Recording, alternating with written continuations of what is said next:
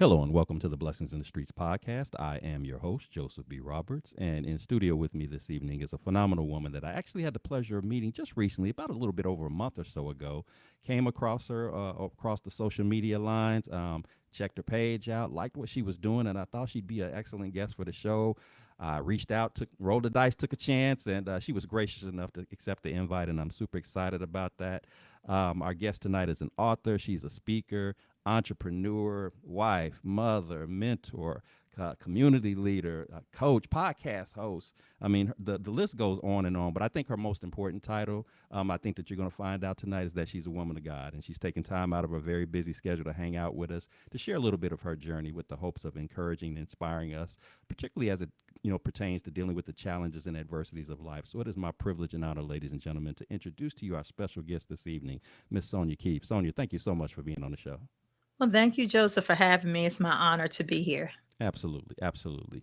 So before we jump into our segments for this evening, I do want to give you an opportunity to share a little bit about yourself, who you are, where you're from, what you do, kind of give our audience a taste of who is Sonja Keeve. Absolutely. Well, as he said, my name is Sonja Keeve. I am the CEO and founder of Sisters with a Voice podcast network. I originally hail from Philadelphia, Pennsylvania. So we won the Super Bowl this year. So all things, everyone's sick of me, but listen, you're going to learn that song before the next season begins. But I currently reside in Fredericksburg, Virginia, with my family, my husband, and two kids. Awesome, awesome. So we got East Coast Super Bowl champ in the house, all of that good stuff. I'm not mad at you. I'm not mad at you. My in-laws actually live out on the East Coast in Maryland, so Okay. um, haven't been out to Virginia in some time. But yeah, that's nice area out there. So again, glad to have you. Excited to hear more about your journey. So I'm not going to stall any longer. We're going to jump right into this thing. So Sonia, as is the case with everybody that I bring on the show, one of the things that I like to do as we're embarking on telling our stories and getting into the details of the journey is I feel like it's really important for us to take time out to reflect on where it all starts, because I truly believe that a lot of things that go on earlier in life, as far back even as childhood, events that take place, people that we meet, it doesn't necessarily make sense to us then. But as we get older and we're starting to feel life out and understanding what our purpose in life is, if you really sit back and think about it, a lot of those things that took place and those people that you encountered, actually there was a connection there. It was a setup, if you will, of what was to come for you later on in life. And so with that said, I want to take a few moments to delve into your beginnings and ask you, if you would, share with us what was it like for you growing up, fond memories that you have about growing up, as well as if there's any particular challenges that come to mind. You could share that as well. Kind of give us the foundational basis of where your story begins. Well, I was born and raised in Philadelphia. My father owned a restaurant called Sonny's. It's a Sonny's Bar and Restaurant in the neighborhood. My mother was an educator. And growing up in Philadelphia, we danced. We were part of a dance company called Philadenko, which my aunt ran and still runs to this day. So if you ever heard of Alvin Ailey, it is synonymous. Philadenko Dance Company was where I started. I learned ballet, jazz, and tap. And so I was always introduced to the arts from a very young age. Had an amazing childhood. I mean, we had block parties. Like if you're from the north, you know about the block parties, double dutch from sun up to sundown. I also love to run. I was probably one of the fastest girls in my neighborhood, and that really stemmed from my father, who was a track superstar. He went to University of Maryland, and probably 20 years ago, he ran his record on the 4x4 relay finally got broken because everyone's getting faster by the years. But my childhood was amazing. It was a neighborhood that was predominantly a mixed neighborhood, so I had friends of all ethnicities. But it was truly a community. So like when you got in trouble, like you heard it as soon as you kept going down the block, from the neighbors until you got home to your parents. Playing in the playgrounds, riding bikes, having an adventure. um, as an elementary school child, I rode public transportation. So unlike today, I mean, I was 6 years old riding SEPTA public transportation to have to get to school every day. And, when I thought about it as an adult, I thought, how on earth did we do that and not get snatched off the streets? But it was just safe. You didn't feel um, any fear. Growing up in those neighborhoods, it was community, it was family. My entire family was there.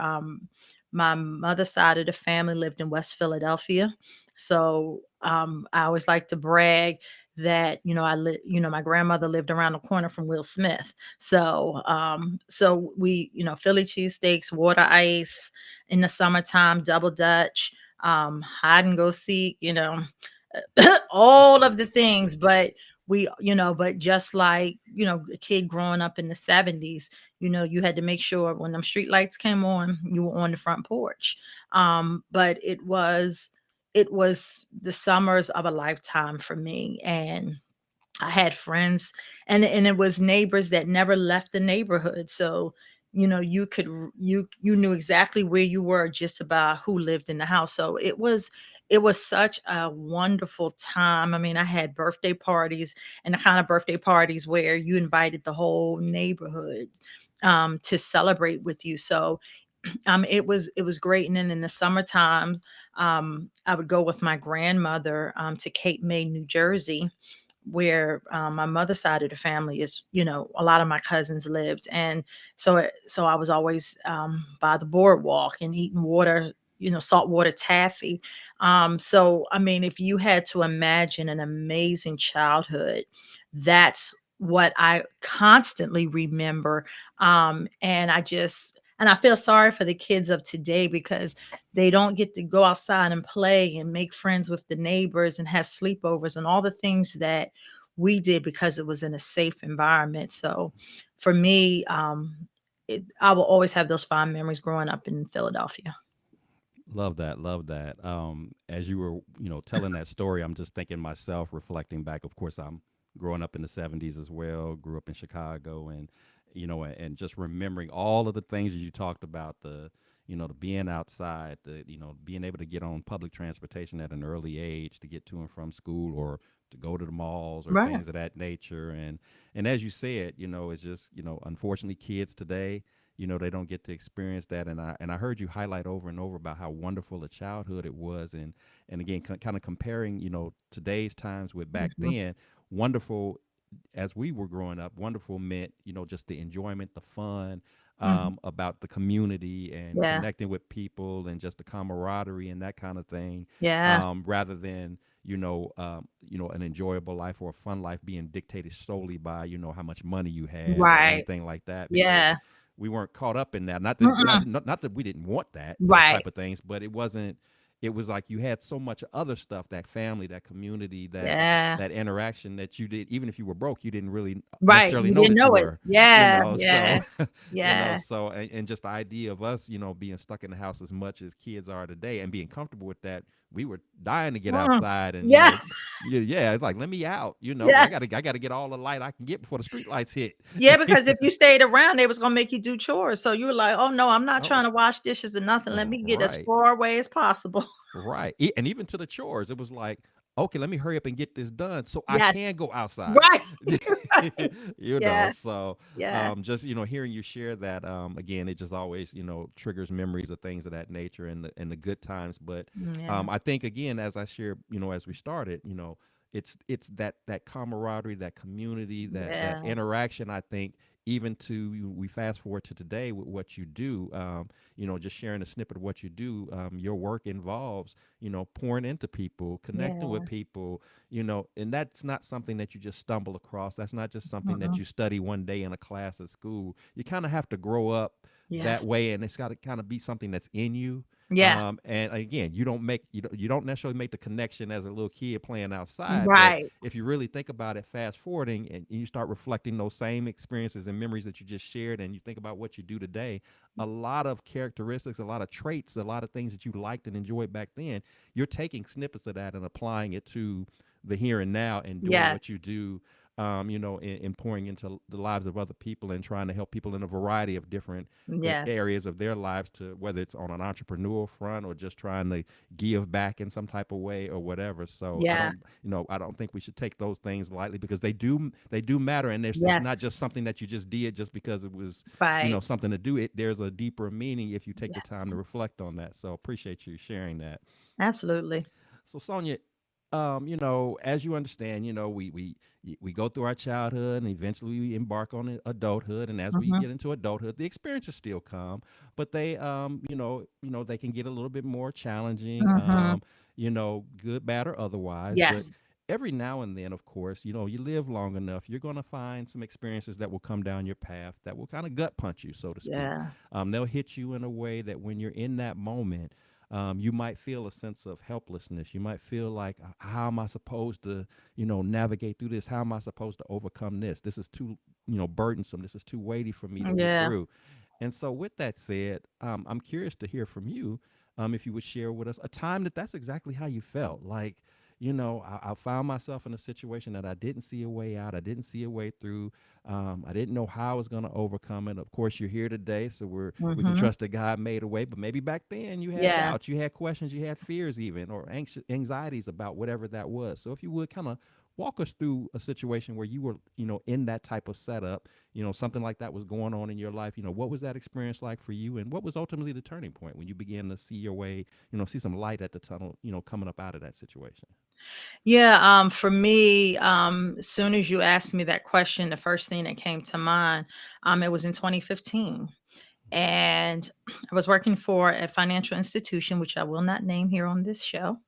But I had been with this bank for 5 years, and for me to have been at one place for 5 years was kind of unprecedented, because I was accustomed for many, many years in my corporate career of hopping from job to job every 2 years, chasing the money, Mm-hmm. chasing the next big promotion.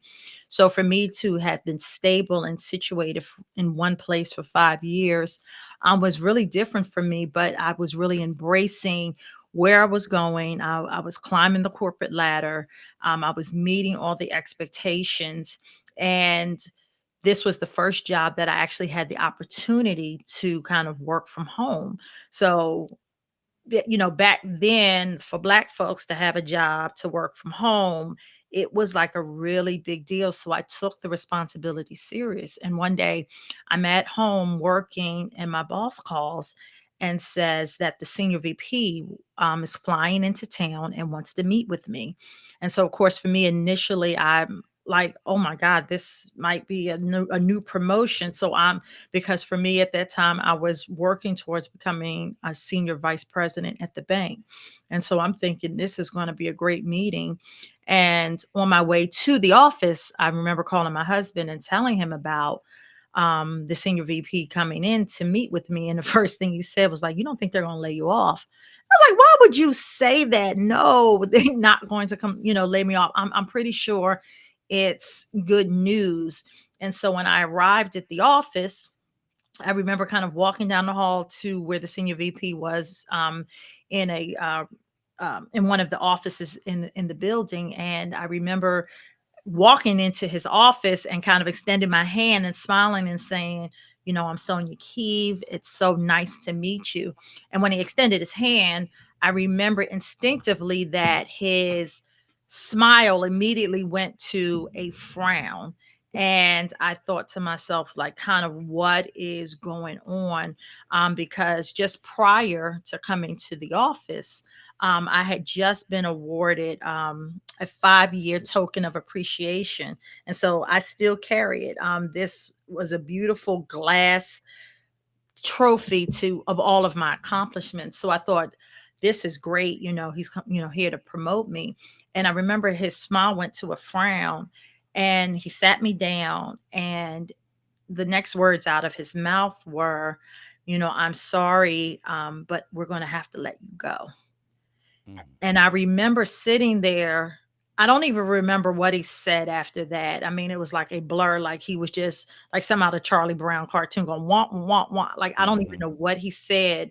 But in that moment, I remember thinking, What do you mean I'm laid off? I just got an award the day before for 5 years of excellent service. And as he walks me out of the office, I asked him, I said, well, can I at least say goodbye to my colleagues? Because many of the men and women I'd worked beside for the past 5 years had almost become family for me. And he said to me again, I'm sorry, but you have 5 minutes to collect your things and go. Mm. And so, talk about a gut punch. I had sacrificed and given my time, worked weekends, nights. I had, my kids were young at the time. So, a lot of times when I worked late, my husband, made sure the kids got school or homework done, because I'm chasing this corporate career. And it was like a gut punched for me. And I remember as I quickly gathered my things and I'm walking out the building, my life in 5 years was limited to this one box. Mm. All of my hopes, all of my dreams, everything that I imagined, that I thought I had done, everything people had asked me to do. And for 5 years of service, to be told you got 5 minutes to get your things and go, I felt like a criminal. And I remember walking out to the parking lot crying because I refused to cry in front of him, because my mother always taught me, you never let him see you cry.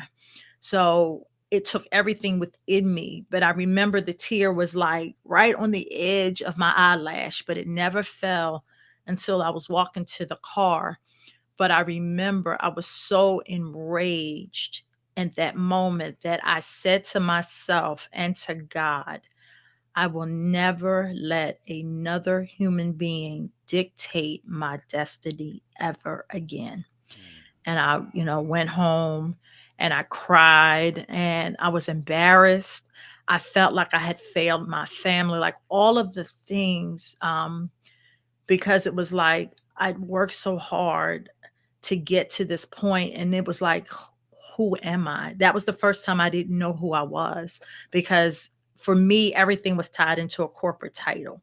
Once you got the new promotion, you know everyone everyone equated your success based on the level that you achieved in the corporation. And so all of that was taken in an instant. And it was like, so who am I? I don't know who I am. I don't know what to do.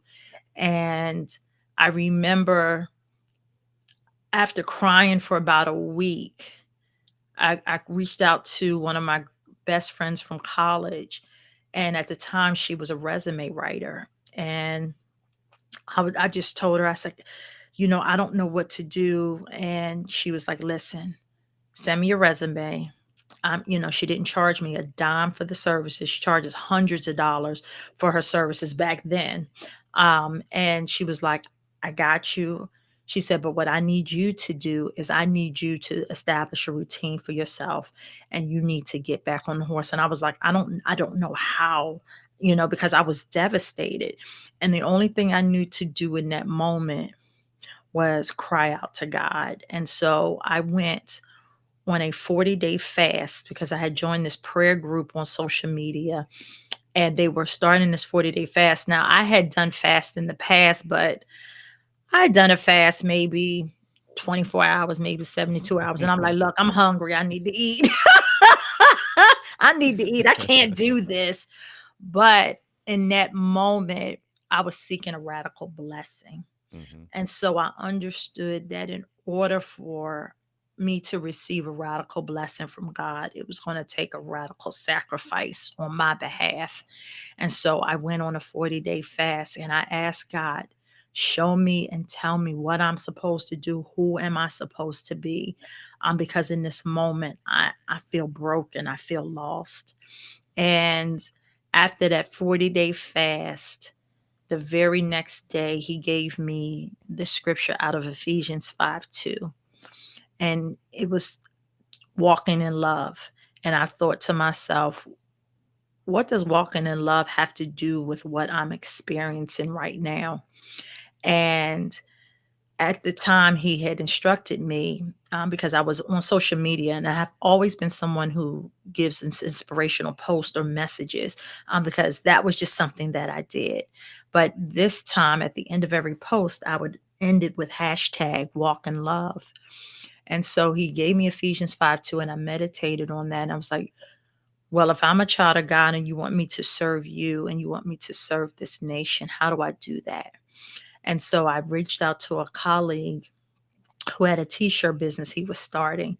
And I asked him, I said, hey, could you put a mock-up t-shirt for me and put walk in love and Ephesians 5:2 at the, right underneath it? And he said, sure. And he turned it around and we put it on a couple of shirts. And I took one of the shirts and I wore it out in public. And God had told me, he said, I want you to demonstrate what walking in love means. If you are my child, I want you to demonstrate it through your actions. So I wore the t shirt and I remember going out to the local grocery store. And as I'm walking through the store, I would have white folks, black folks, of all different ethnicities. They walk by me and go, we don't do that enough. And I didn't pay any attention and I kept going. And then a woman stopped me and she said, tell me the story behind that. And it was my first time telling a complete stranger how this corporate layoff that I had just experienced, how it had broken me to my very soul, helped me to come out of a 40-day fast to demonstrate walk in love. And I said, the goal of walk in love is that I want to encourage the next person that I meet to perform a simple act of kindness and pass it forward. And I didn't want anything for it, but I recognized that if we could create communities where we all were just kind to our fellow man, people that we didn't know, this could start the conversation and break down barriers of racial discrimination, segregation, and to really show the world and the nation what walking in love really means. And so I didn't know it at the time that it was going to birth my purpose. But it absolutely changed my life in ways that I never thought possible. And my husband made me keep that 5-year token, um, as I now call it, a paperweight, as a reminder of where I came from and how I was able to overcome in spite of the pains and what I didn't know and feel at the moment that it was a blessing, but it ended up being the very thing because I needed to be broken so that God could use me. Wow, wow. What a phenomenal testimony. Let me start off by saying I appreciate your transparency and sharing that. That cannot ever be easy, Mhm. to talk about, even years later after going Mhm. through it, just because Yeah. when you get, like as we said, when you get gut punched like that, when you're Yeah. thinking I've done everything that I could to Yeah. be the best version that I could be on a job, thinking that the work that I've done is appreciated. It's thought highly of. I've gotten awards and accolades, and then all of a sudden, out of the blue, boom, my job is taken from me. and Yeah. and and for anybody who's ever lost a job, or even felt, the pressure of that possibly happening, it can get you unnerved. It can get you worked up and feeling some kind of way, feeling, Yeah. disrespected, feeling, abandoned. And like you said, Yeah. you struggle to find out like what your identity. And I'm glad you pointed that out, because it's like, who am I? What am I supposed to do if Right. this is what I've always known Yeah. to do, and then you take this from me. Yeah. And even as a believer, you'll find yourself, Yeah. questioning God, like, Yes. what did I do, Yeah. to Yeah. deserve this? Why would you take this? Yeah. But in situations like that, what for those of us who understand the importance of not only having a relationship with God, but understanding how He moves, you Yeah. begin to look at that storm. And while it may hurt initially, and you did the proper thing, you took the time to express how you felt, you Yeah. cried it out, you frustrated it out, or whatever. But once you kind of Yeah. pulled it all together and composed yourself, you were then Yeah. able to hear from God. Yeah. So it starts off with the 40-day fast, Yeah. starts off with him giving you a scripture that you didn't necessarily make a connection to why you're telling me Right. this, Right. and just little by little, from a scripture Yes. to a Yes. T-shirt to a, Yes. to now fast forward, you're walking in your purpose. You got your podcast, you're coaching, you're Yeah. doing all this other stuff, and it's all stemming from what was otherwise a dark time. And I don't know if you Yes. caught the Oh, title yeah. of our show this evening, but that what you just shared is in line with that. It was the light in dark Yes. places that you Mm. experienced. You were in a Yeah. dark place, but Yes. but there was a light. You weren't Yeah. completely shut out. Yeah. But what God has to do to us at times, especially when we haven't identified just quite yet what our purpose is Yeah. that He has to break us down. He has to bring us to a point of Mhm. not destruction, because don't Right. a lot of times people confuse destruction with brokenness. Yes. God will allow you to be broken, but Yes. when He's allowing you to be broken, it's not to take you out. It's to Yeah. get your attention. It's Yeah. to put you in a position of submission to Yeah. where there's no way you can get around this. Your Yeah. education doesn't matter. The job Mm-mm. titles don't mean anything. Mm-mm. The accolades, it's just you and Him. Yes. And once He has your undivided attention, then He Yes. said, "Well, let me show you what I really have for you. This was Yes. just this job that you thought was all that and Yep. everything. It was good. It was there was a point to it, but Mhm. but this was just the land, the starting point Yes. for where you are supposed to go to." Yes. And that's why we have to understand sometimes, when we get on these jobs, again, nothing wrong with getting your job and Right.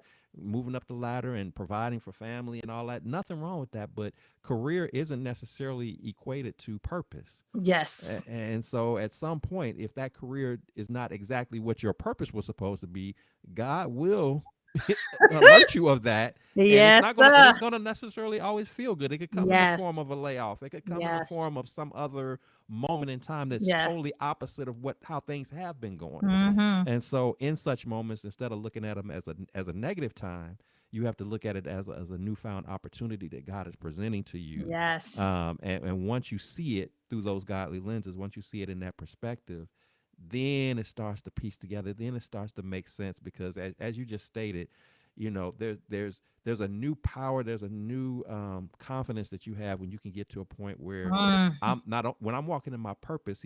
Man can't take my purpose from That's me. right. He can take my job from me. Right. He can treat me some kind of way or Yes. whatever. He can Yes. try to minimize my significance, but he can't take what God has put, set up from me. Absolutely. He can't take that from me. And that's all God Absolutely. was doing. He saw your effort. Mhm. He saw what you did with the little, Yeah. and He said, Yeah. now it's time for me to level you up to something that you hadn't even thought about. Mhm. And I know you would have never plotted it out to go this way, but I had No. to do it this way so Yeah. you would know it was me. Yes. Because all of Yes. this, because up to this point, it was you. It was all me. Yep. Yeah, I'm moving and shaking. I'm chasing that I'm bag. doing I'm it. growing this promotion. I'm doing this. I'm making moves. I'm handling.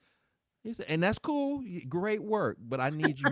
But somewhere along the way, moving up that career ladder, that corporate ladder, you forgot that I was here Yes. all along making that happen. So I Yes. had to remind you. I humble you Mhm. for a moment. But Yes. then, because I love you, let me show you what we're getting ready to do with this. So you Right. from this point forward, Yes. you'll never forget that it's me, Absolutely. and look what I got for you. Absolutely. Now that you're paying attention to me. So to my listeners, you got to see how this thing works out. And Mhm. just like as you said, it worked out for you. It can work the same way for other people. Now, it Yes. won't necessarily be the exact same way, because God has His own specific, Right. unique way of doing it with everybody. But Mhm. yours is an excellent example of just how God will move, Mhm. and how important it is for us, even in the midst of our successes, that Yes. we don't get so caught up in the hype of it all, thinking that we're untouchable. Yes. Because sometimes we can get to feeling ourselves a little Oh, bit, yes. and then we get hit with the shocker, and then just the way that it happened, like, Yeah. you'd have just let me go. But like you said, the fact that you made me leave in 5 minutes, you treat me like you said. Usually somebody doing you like that, it's almost like you walking me out like I stole something, I did Right. something wrong, Right. Right. Right. and Exactly then how you I felt. Yeah. and you had to schedule a special meeting for me Right. to basically to humiliate me. I mean, Yeah. Yeah. so All that. so Yes. yeah, I can only imagine you're feeling some kind of way about that. Mhm. So, and I think your this show is so perfect timing. I mean, just even and this is just me personally saying that, just because outside of what I'm doing here on the podcast, I am one of those individuals that's a part of the government sector. And Mm, so, as you already know, the yeah, times of things that's going on, and a lot of people are on edge. I mean, yeah, and it's yeah, not just the folks who've been there in single digit years. You got people like me who yeah, got 20 plus years of experience, and you're feeling like your job is no safer than the person yeah, who just started, yeah. and all of the Mhm. uncertainty and everything. But it's in those moments, Yes. even as crazy as that is, that you can't let it get the best of you. You just got Yeah, to say, well, hey, if God is allowing this thing to happen, and, yeah, and and it's important to understand that He has to allow the storm to take place in order for it to yes. come down your way. But if Mhm. He's allowing that, it's not there to destroy you. You Yes. just gotta ride that thing out. Keep your eyes locked on Him, and whatever happens, trust that it was supposed to go down that way for you, or for however it's supposed to go for Yes. that next person or that next Yes. person. Mhm. And don't look at it as a setback, but a setup for Hey. a blessing.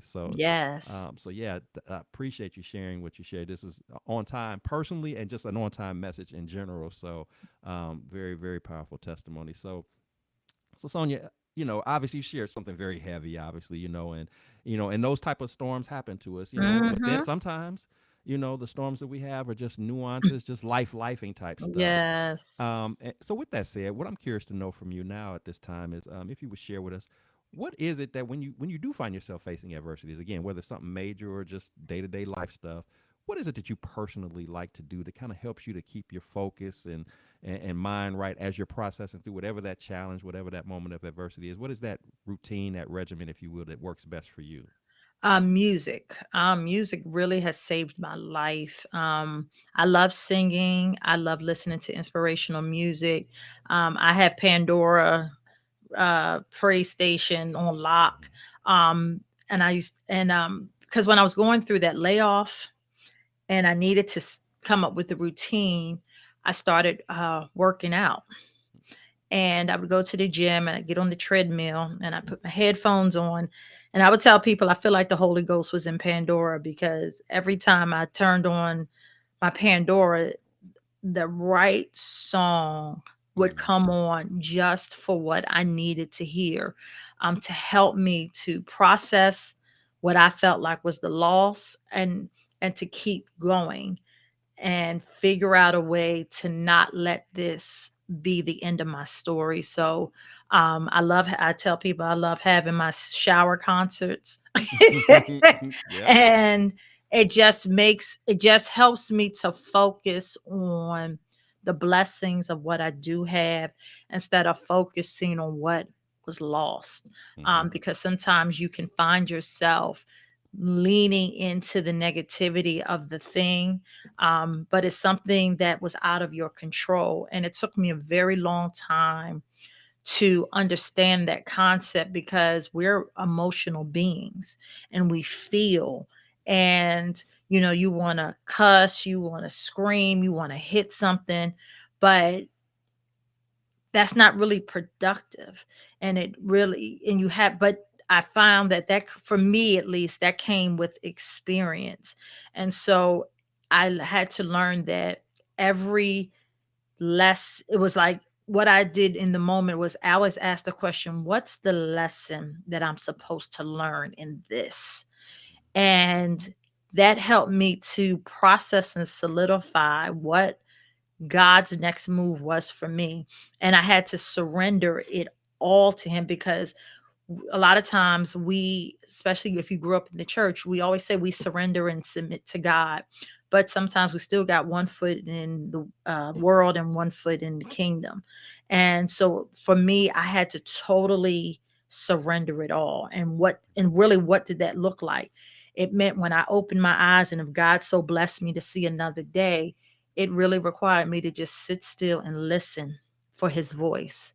What is his direction for me today? And I would say, God, what is it that you want me to do today? Because I was somebody, being a mom, being a wife, being a daughter, being a sister.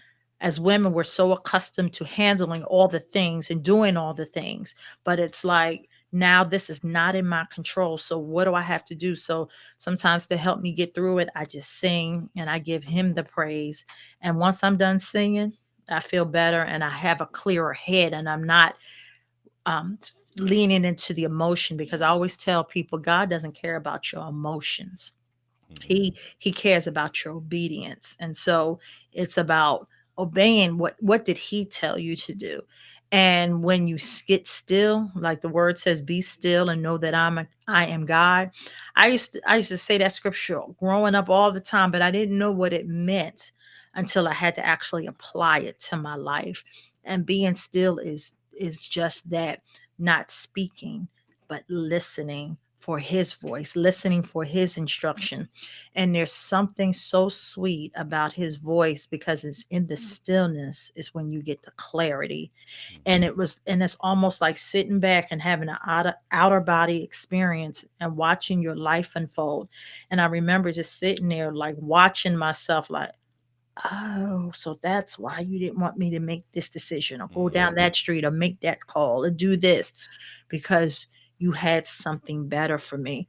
But I was so hard headed trying to do it all myself. So for me, every time I'm in a moment of feeling some anxiety, I sing and I just let God use me. However, and the more songs that I sing, like I feel the stress like just leave my body, and then I can just go on and say, now you hear me, now this is what I want you to do. And so that's how I process. Love that. I love that approach, and I love the fact that you pointed out a few things. One, of course, that stillness. You have to identify what is that quiet, Mm-hmm. sit still space mean. Whether it's literally sitting still, Mm-hmm. whether it's like you said, it could be the shower time, it could be Yes. the riding in the car, it could be Mm-hmm. a lot of times for me, it's when I get up early in the morning to walk the dog. It's just Yeah. just me, the dog, and Yeah. the outdoors, and Yes. I'm just Yes. talking, Yes. and I'm talking to God, I'm talking to myself, I'm Yes. processing things through, whatever that stillness looks like for you, so that you can hear from God, that you can have an opportunity to take in whatever it is that He has for you. I think that's really critical that you pointed that out, and then also the fact that when you are going through a storm, um, don't be so quick to lock in on what's wrong. Mm-hmm. But like you said, take a moment to say, okay, Lord, I'm in this situation. I didn't. It's not feeling good. This wasn't the time for this. As far as I'm thinking, Right. but it's here, and so instead of me complaining and fussing about, Right. how I'm inconvenienced and how it's making me feel, and I'm in all Right. that, making myself be the victim of the moment, having my Yes. own pity party. Yes. Let me instead take a different approach and say, okay, Lord, all right, what you got for me this time? Where we going Yeah. with this? Yes. I'm not gonna Yes. be mad.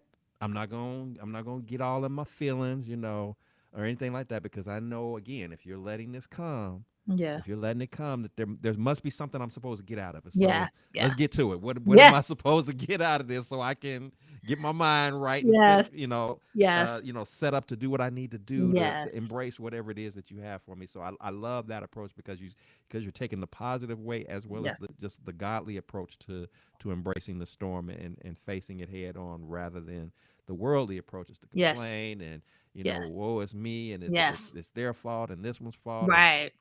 and like you said, you just never know, especially when, if God is blocking something. That's part of my prayer every day, that I thank God for it, not just for, what He allows me, to be blessed by or have access to, but I thank Him for His no's. Yes. No, no, don't. And it's like, I don't take it anymore. I don't take it Yeah. personal anymore. Like, you're trying to take my fun from me. You're trying to steal some joy from me. Yeah. Even as I reflect back to your situation when you told the story about your job, Yeah. who, as much as and I've been in that zone, the career chasing, position Yes. hopping, and all of that, and and I just, real quick, I've been denied an opportunity for a position that I thought, Yeah. that what I felt like I was qualified for. I should have Right. got. The person who got it was not any more qualified than Yes. me, might have even been less qualified.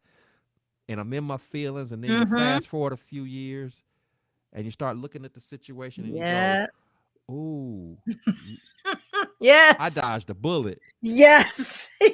And it never had anything to do with me being good at the No. position. I could have Mm-mm. still been good at that Yes. job, Yes. but my peace would have been Yeah. interrupted. Woo, that My part. Yeah. my headspace would have been, Yes. messed with. And Yes. so when you think about that, it Hmm. makes you think of the saying, all money ain't good money. Come on. And like, you know what? Yeah. I'm not feeling so bad that Right. you said no to me and said yes to Yes. the other person because I'm not having to deal with that mess Yes. Yes. now. I'm Hmm. glad you spared me from that. Hmm. I didn't understand it in the moment, but I, Yes. I thank you for keeping me sitting still because I dodged something there. And had I been able to operate on my own terms in my Yes. own way, I would have said, "No, give me that. I want that Right. because I'm chasing the position. I'm chasing the bag." And Yes. then I would have been miserable in something Yes. that, while I was technically qualified for, it Right. just wasn't for it wasn't the space I was supposed to be in. Yes. You know, Absolutely. and that's again those is moments like that that we have to think. Hmm. Did God do that because He's trying to take something from you? Or is He trying to spare you from something? Yes. And potentially, again, it could have even been a wonderful opportunity. But Right. would you have liked to have had a great opportunity, or would you rather have waited a little bit longer and had an awesome, a Mm. phenomenal opportunity? Yes. Yes. Good is good, but Right. I'll take better. Yes.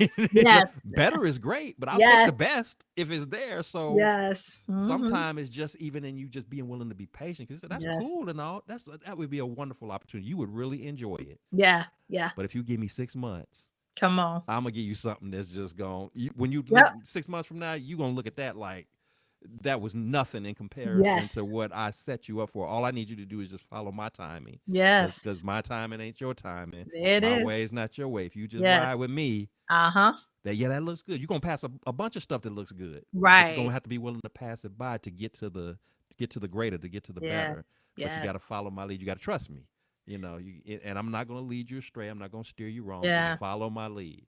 So Sometimes the greatest in the later. yeah, there you go. The greaters and the late. I love that. Absolutely, absolutely.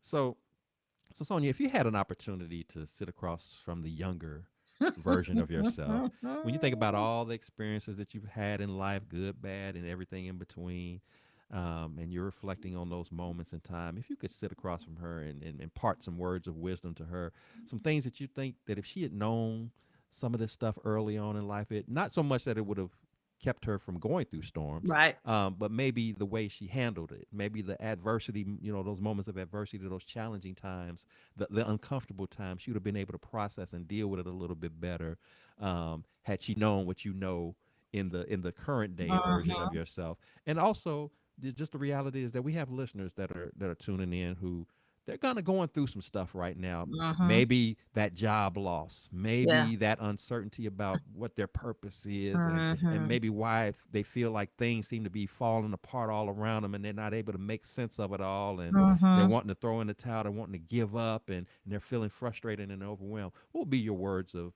encouragement, your words of advice to those listeners, as well as just to, again, the younger version of yourself?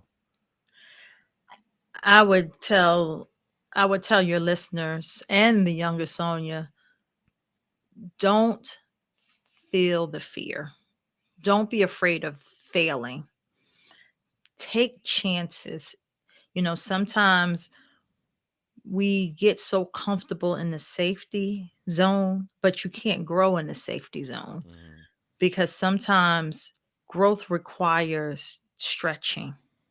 And sometimes, even in unknown situations or opportunities, you might not think, I don't check off all the boxes. But if it's something you feel in your gut that brings you joy, that it just gets you excited to just think about it and do it anyway. Because a lot of times people don't know what you don't know, right? But if you just take the chance and just step into the opportunity and don't worry about what if I fail. I always tell people, but what if you fly? hmm, And if you allow yourself to not fly, you'll never know what you're capable of because many times we're stronger than we think we are. But the thing is, we talk ourselves out of opportunities because we're always feeling like, well, what would other people say? And sometimes you have to understand that as you create the circles and spaces that you're going to be in, remember, not everybody's supposed to go on the journey with you. As my former First Lady Michelle Obama said, people are going to lose oxygen on the way up. hmm, And so on your way to elevation, sometimes people are going to fall off, and it's okay. But you got to know that you were created for something greater and more. And if you were someone like I was for so many years, always asking God, what is my purpose? It's got to be more to this. If you're feeling that way, then the answer is there is more. But you got to be willing to understand what is that for you, and to figure out your purpose. You want to first be able to identify your gifts. What are you naturally good at that nobody else can do but you? Then what are your gaps? What are those things that you might need to learn something a little bit more?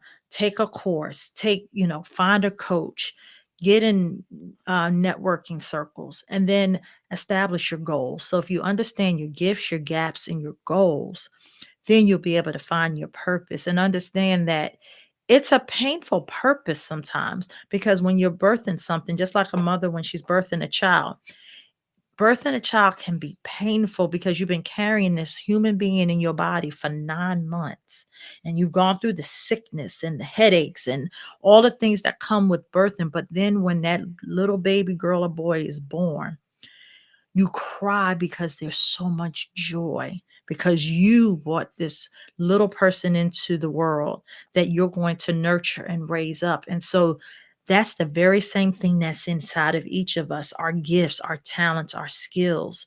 Because I would hate for any of us to get to the end of our life and not accomplish what God has said for us, because you never want to hear, when you get to the pearly gates, what did you do with the gift that I gave you? Mm.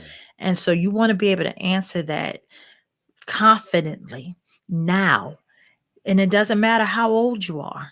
I don't care if you're 50, 60, 70, 80 years old. If God has given you the opportunity to see another day, that means you've got work to do. So don't let anyone dim your light. Don't anyone try to shutter the gift that's inside of you, because God gave you that vision. God gave you that gift. Now it's up to you to execute it and use it. And don't live by the fear, because remember, the word says that He did not give us the spirit of fear, but of power and love and a sound mind. And the only way you can have a sound mind is when you lean into what God has for you, step into your purpose, let His will be done, and the rest will follow. Well said. Well said. I love that, and like you said, just a reminder to people, like don't you said don't talk yourself out of your blessing. Mhm. Instead of locking in on what's going to happen if it doesn't work out, instead lock in on what would happen if it did work out. Yeah. It's just Yeah. it's just really a mindset shift. We just have to, Yes. instead of wondering what would happen if it didn't, Yeah. worry about what would happen if it did. Yeah. What would happen if I fall flat on my face? What happened? Like you said, what would happen if I fly?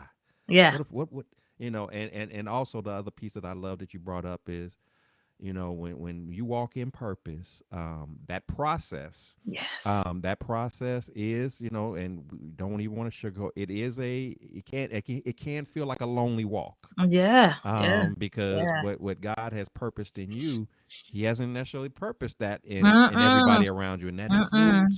includes family Yes. and even the closest of friends. Yes. I'm sure as an entrepreneur yourself, doing your thing with your podcast and other stuff, Yes. sometimes you're sitting here and what God is leading you to Yeah. do, but then maybe others in the backdrop, are like, how long you gonna be doing that? Yeah. You ain't made no money off of that yet. Why are Mm-hmm. you wasting this time? Why you wait? Because they They don't don't. Yeah. see it Yeah. like you see it, Yeah. and it's Yeah. okay because Yeah. God didn't give them that vision. He didn't Yeah. he didn't give Yeah. them the vision. So I say all that to say, yeah, you do have to be prepared that as you walk in your purpose, that there's going to be those moments of loneliness. There's going to be the haters, the doubters, Yes. or just simply the people who just don't understand. Yes. Yes. They just don't see it. Yeah. And they're never going to see it until it elevates to where it needs to be. And Yes. even then, that's when you're going to have to still be locking in on God to Yes. give you the discernment to Mm-hmm. know who now are the people that are around you that genuinely want to be there, and the Yes. ones who are just jumping on board because they Yes. spent all the time doubting you, and then now that they got some visible Yes. indicators that you're doing all right. No, I always knew you were gonna Yeah. be. I always knew. Yes. Yes. I knew Yes. you was a, and if there's anything I can do for you, if there's anything Mhm. you need, not that Yeah. I didn't need your help and all of that, all those months and years beforehand Right. when I was grinding it out, Right. but I appreciate you offering it now, but Yeah. I'm good. Yeah. I'm good. So I mean, but that's just real Yeah. talk. That kind of thing Oh, happens. yeah. It's Yeah. unfortunate, but it's Yes. real. Yes, it is. But again, just as our walk with God is, Yeah. there's everybody is not going to feel what you're Yeah. doing. Everybody's not going to Mm-mm. embrace faith like No. you embrace faith. Yes. That's the Yes. whole essence of it, is to Yes. is to grab hold of that which you cannot see. Yeah. You're trusting in God to make ways out of no way, to Yes. make things happen that He's not giving you the answer up front as to this is Mhm. exactly how it's going to go. He doesn't lay it out for you like that, because if He did, Yes. what would be the purpose? Right. You don't have to explain that to us. Right. You either trust Him or you don't. Right. And I'm not saying that it's an overnight thing that you Mm-mm. grasp if that's something that you haven't been doing, but it's something that once you do start to do it and you Yes. start to rack up those testimonies Yes. of Him, when I followed Him, this would happen, and then I followed Him Yes. this other time, this would happen, when I trusted Yes. Him this time, it happened. Yes. After a while, you're like, okay, how many times does He have to show you that Right. He got you? Yes. Because last Yes. time I checked, He's still undefeated. Yes. And so, who am I to question that? It's Yes. okay that I don't understand it, Right. but who am I to question it? Yes. You know. So, again, everything that you mentioned, those are definitely key points for people to keep in mind as they're reflecting on how to deal with these challenges and Yes. adversities in life, and just the mindset and the approach that you have to take. That's going to be key. So to my listeners, I hope you getting you collecting all these gems and nuggets that Sonja's dropping on you tonight, because she's giving you some stuff that you can apply right now. If you don't currently have something in your arsenal to tap into, she's definitely sharing some things with you. And for that, I am definitely appreciative. I'm so thankful that we've had the chance to have Sonja with us tonight, because as expected, I mean, even though we're still relatively new acquaintances here, as expected, or as I should say, as anticipated, she has not only met but exceeded expectations in sharing the way that she has, so transparently, so openly, so generously, and again, I'm thankful for that. Sonja, you blessed me, you blessed my listeners, and I'm glad we were able to make this happen. But as is customary here on the Blessings in the Streets podcast, before I do let you go, I do want to take an opportunity to celebrate you, to love on you, to acknowledge you. So if you would share with us, if you got anything professionally and or personally that's going on or coming up down the road, we want to know all about it. We want to know what we need to be keeping up with for Sonja, what she got going Yes. on, how we can support, be a part, get connected, all that good stuff. So what do we have to look forward to that everybody needs to be keeping up with Sonja beyond this podcast, and we need to be checking out? Absolutely. Well, first of all, I just want to say, Joseph, thank you so much for having me on your show tonight. It was indeed my pleasure to be here. And so, yes, I've got a couple of things coming up. Number one, we are bringing back to Fredericksburg, Virginia, Podcasters Rock 2025. It is an annual conference that I'm so happy to bring back. I haven't been able to do it since COVID, but this year it will be a 1 day conference happening on September 27th. It's a Saturday from 8 a.m. to 4 p.m. We're going to have some amazing speakers and a beautiful lineup. And it's going to be in a beautiful place called Success Space, right in Spotsylvania Mall in here in the beautiful city of Fredericksburg, Virginia. So tickets are on sale now. It's going to be only 75 tickets sold because it's going to be a very intimate space for this amazing conference. So definitely want to make sure you get your tickets, and you can go out there on Eventbrite, or you can go to my website at sonjakeeve.com. Also, we are launching our next cohort for Launch Your Podcast in 30 Days. Sisters with a Voice Podcast Network offers classes where we teach entrepreneurs, thought leaders, how to build, launch, and monetize their profitable podcast in just 30 days. And our next cohort will begin on March the 9th at 7 p.m. Eastern Time. And so for more information on that, you can visit my website at sonjakeeve.com. And of course, if you just want to connect with me or even be a guest on my podcast show, which is entitled Inspiring Nations with Sonja Keeve, definitely reach out to me on Facebook, Instagram, or LinkedIn at Sonja Keeve. So they're very easy connection points. And of course, if you know somebody who wants to start a podcast, because listen, it is definitely the thing to have a part of your arsenal. Because, honey, when Facebook and LinkedIn and Instagram go away, you need a platform that you can control and have these amazing conversations as I am having with you tonight. So, again, thank you so much for the opportunity to share. Absolutely, absolutely. It's been my pleasure. And to my listeners, I know you've enjoyed having Sonia aboard with us, and she's giving you all the stuff that's coming up and how to connect with her. So definitely make sure you're doing that. And of course, if you don't do anything else, just keep her lifted up because God's favor is on her life and in her works. And I'm excited for what He's doing in her life and the path that He has her going on, impacting the world, changing lives. Doing it in a way that He specifically designed for her to do it. So, again, much blessings to you and God's favor over everything that you do, your family, and everything that you touch. And I'm looking forward to hearing more and more of exciting things that are coming up with you. And of course, know that you're welcome to come on the podcast at any time in the future. I would love to have you back for some more, awesome conversations like we've had tonight. Because you definitely are anointed by God and doing your thing, and you're being that light, as our title shows. You're being the light in the dark places. You're telling us how to do that. So we definitely appreciate that. And if my listeners, if you've enjoyed our podcast this evening, if you love what we've been doing this evening, and you like the vibe of the conversation, the sharing of the testimonies, please subscribe, please like, please share, please comment, because this is what the Blessings in the Streets podcast is about. We want to encourage, we want to inspire, we want to uplift, just being real and raw, sharing our stories, being open, being vulnerable, not coming on here acting like we got it all figured out and perfect, but just letting you know, giving you some insight on how to deal with adversity, how to deal with those challenging moments in time, because it's not a matter of if, but when. We're going to all Mm. deal with some form of adversity. Nobody is exempt from that.